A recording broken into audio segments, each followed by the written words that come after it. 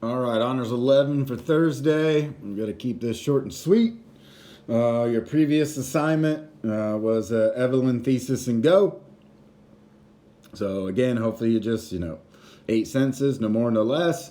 Thesis, idea, evidence, explain. Idea, evidence, explain. Summary, okay, using quotes correctly, titles correctly, citing correctly.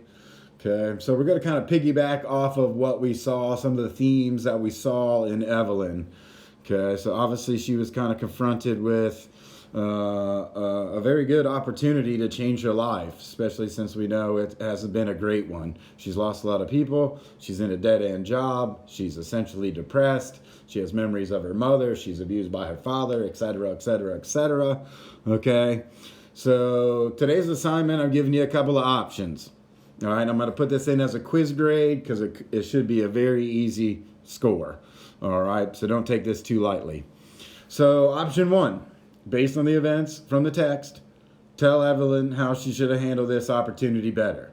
So I want you to specifically talk about 3 different things in the story. So pull 3 things from the story: her dad, Frank, her job, her house, her mom, etc., and give the poor young lady some wisdom.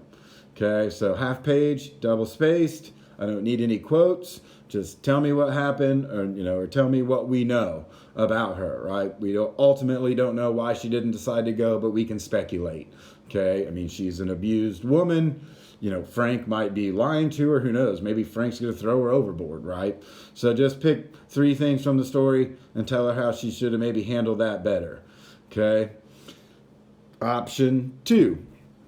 All right, if you want to write about yourself, write about a time when you were presented with an opportunity that you didn't end up taking, and maybe why you now regret that looking back.